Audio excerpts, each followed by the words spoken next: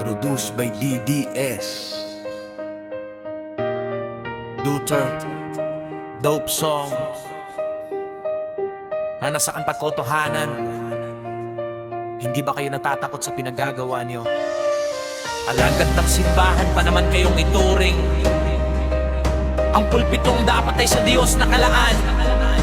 Bakit puno ng poot at kasinungalingan?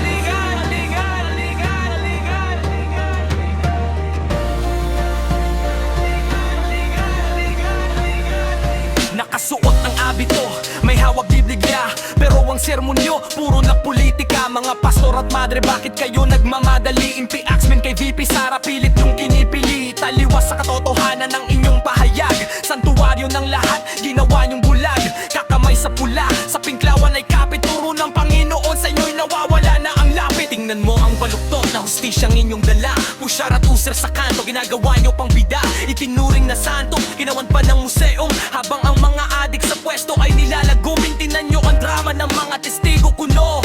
Bayad at tuso, ang kwento din hindi buo. Human rights kuno, mahilig lang magtanim ng mga saksing bayaran ng budhi ay madilim. Wala nga nakapansin, katotohanan nililitaw. Sa inyong begging kwento, kami ay hindi sasawsaw. Senaryo ay plansado, ang script ay inayos para serbisyo ng gobyerno ay pilit na matapos. Nasa nandangal para sa SAP 44, mga bayaning nagbuwis ng buhay na baon sa limot. Walang pararangal na tapat, walang museum na laan, dahil ang mga banal sa kasinungalingan lang nalaan. Common sense na lang, bakit tikom ang inyong bibig? Dahil sa mga amo nyo, kayo ay nakatitig. Ayaw nyong purihin ang ating mga sundalo. Minamasama ang uniforme para magmukhang talo. Usaping teritoryo, gusto nyo lang gera sa China. Pinupos nyo ang bayan para sa mapa ay mabura. Bakit hindi kayo ang lumusog sa dagat? Dahil kapwa Pilipino ang inubos niya sa gubat.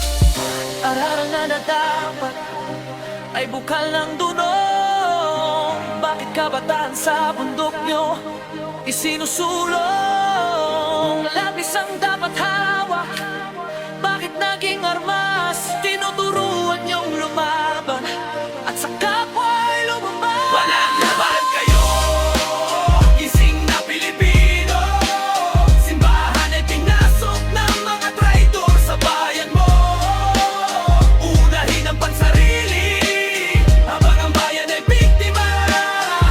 Duterte ang target dahil hadlang siya sa kanla. Sa mga politikong ang hangad lang ay kapangyarihan. Banal na balat kayo, gising sa katotohanan.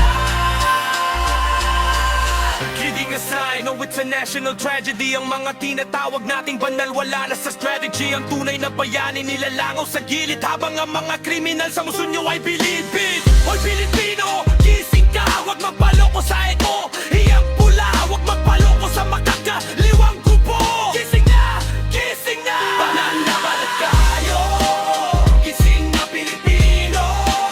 Simbahan ay pinasok ng mga playlog sa bayan mo. The eagle is watching, truth will prevail. Ang mga kasinungalingan nyo hihantong sa fail. Unahin ang sarili, unahin ang pula, habang ang bayan ay pilit yung ginagawang biktima. Ipanalangin ang bayan mula sa mga mapagpanggap para sa katotohanan, para sa Pilipinas.